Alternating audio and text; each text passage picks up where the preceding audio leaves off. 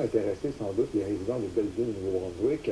Une étude réalisée dans une région contaminée par une fonderie de zinc en Belgique fait le lien entre cancer et pollution aux métaux lourds. Pourtant, ici, aucune étude n'a pu en arriver à un tel résultat. Guy Leblanc. Le documentaire Belledune, zone sacrifiée nous montre ce que 50 ans d'industrialisation lourde ont fait à la région de Belledune.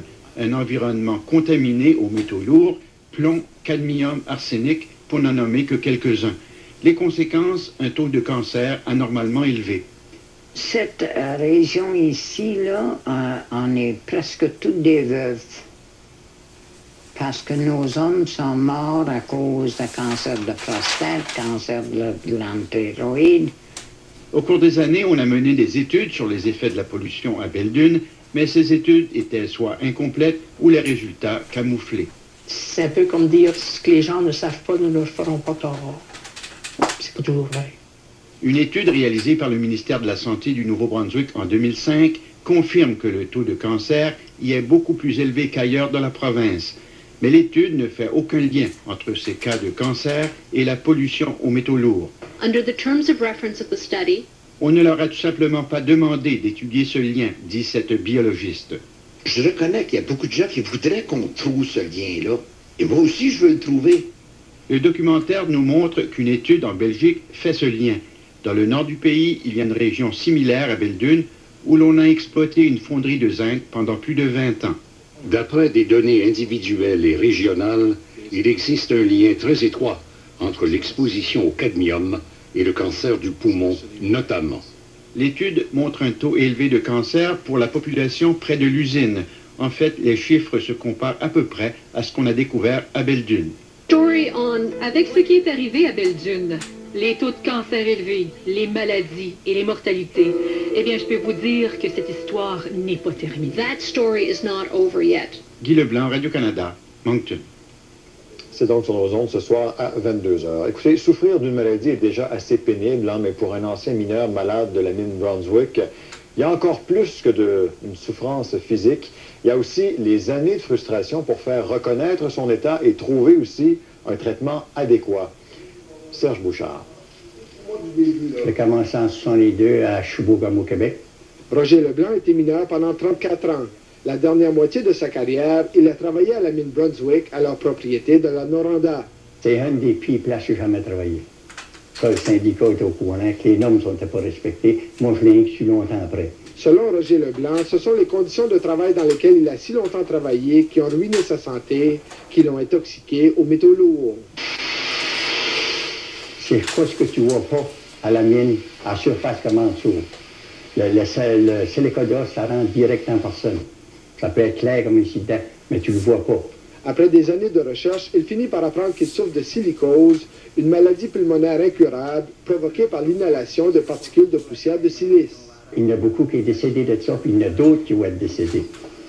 Mais tout est caché. C'est comme ça que ça marche. Qui cache tout, selon vous? La compagnie, le syndicat, les médecins, ils bourrent de pilules. Dans mon cas, ils bourrent de pilules puis ils te laissent mourir.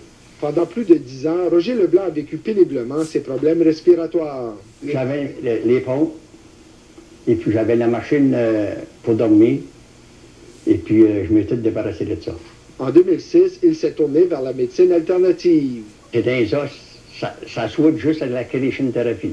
Il commence alors des traitements de chélation, une approche médicale controversée visant à désintoxiquer l'organisme des minéraux et des métaux nuisibles. La thérapie par chélation consiste à injecter par intraveineuse de l'EDTA, un acide aminé synthétique. Ces traitements, Roger Leblanc doit les payer de sa poche. C'est plutôt un grand croyant en médecine traditionnelle, je vous comprends bien. Je n'ai pas le choix. Je m'en suis fait jouer des tours. Le pire, c'est d'être dans l'ignorance, puis de ne pas savoir ce qu'on s'en va. Je pense que c'est le pire de la chose, puis d'être ignoré. J'ai chancé de trouver ça, mais ils m'ont donné bien de la misère. Ils ont tout fait pour cacher la maladie. Ils ont tout fait pour dire que ce n'était pas une maladie industrielle. Roger Leblanc veut à la Noranda de l'avoir laissé seul avec sa maladie. Le trouble qu'ils m'ont donné, je ne pourrais jamais me payer assez pour ça. Serge Bouchard, Radio-Canada, Eel River Crossing. Au menu, dans 2 minutes, Congrès mondial acadien de 2014, la candidature... On a fait une large thérapie.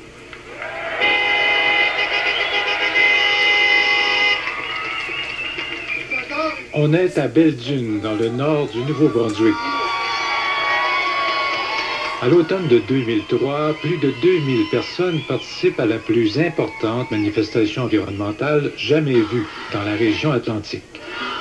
Leur but, stopper le projet de la compagnie Bennett Environnemental de traiter des sols contaminés en provenance des États-Unis dans cette petite communauté acadienne.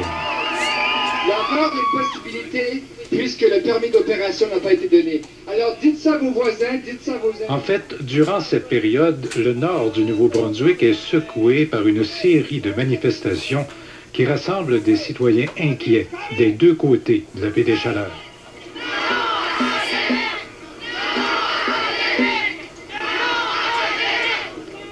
Cette vaste mobilisation a déclenché une prise de conscience d'un passé marqué par des décennies de contamination industrielle.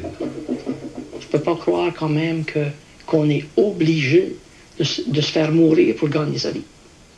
Dans cette région ici, là, on est presque toutes des veuves. C'est beau l'économie, oui, mais il faut trouver des façons de le faire propre. Et ça ne va pas enlever des emplois de se préoccuper de l'environnement, mais ça va créer des emplois de s'en préoccuper. C'est qu'en fait, c'est facile de cibler les gros pollueurs qui sont visibles. Les grosses cheminées qui crachent, beaucoup, sont visibles. La région de Belledune était le royaume de l'industrie lourde. Centrales thermiques, usines de produits chimiques, fonderies de minerais ont fourni le gagne-pain à des milliers de familles de cette région acadienne.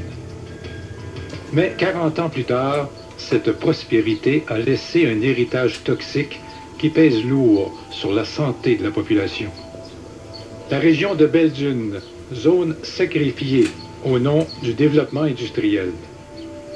En apparence, la région de Belledune n'a rien d'une zone sacrifice. Située le long de la baie des Chaleurs, l'une des plus belles baies au monde, on ne se doute guère que derrière ce paysage enchanteur se cache une toute autre réalité. Ici, on a toujours soupçonné la présence de contamination industrielle et on a appris au fil des ans à côtoyer cette pollution, les cheminées faisant partie du paysage quotidien. En 2003, on propose d'ajouter une nouvelle cheminée au paysage. La compagnie Bennett Environnemental veut installer une usine pour traiter les sols contaminés en provenance des États-Unis. L'arrivée de ce nouveau joueur dans le paysage industriel soulève une véritable mobilisation des deux côtés de la baie des Chaleurs. On était un peu comme des gens endormis dans la réalité qu'on vivait dedans. Personne ne le questionnait, donc personne n'avait, je sais pas, le courage peut-être de s'avancer puis dire il y a un problème ici. Puis la venue de Bennett a réuni bien des gens ensemble. Quand on est ensemble, à un moment donné, sur certains problèmes, on a moins peur que si on se risque de s'aventurer tout seul. Les gens en avaient gros sur le cœur. Pourquoi prendre des sols contaminés des États-Unis et les acheminer dans le nord du Nouveau-Brunswick, se demandent-ils. On risque ainsi d'entraîner une augmentation de polluants dans un environnement déjà fragile. Il faut que vous leur parliez. C'est une question qui ne semble pas préoccuper le gouvernement provincial dirigé par Bernard Lord. Les autorités ne jugent pas nécessaire d'exiger une étude d'impact environnemental pour le projet. C'est une attitude qui fait monter la grogne non seulement chez les environnementalistes, mais aussi chez une grande partie de la population des deux côtés de la baie des Chaleurs. Ça faisait des années que les gens savaient, oui, c'est pollué, c'est pollué.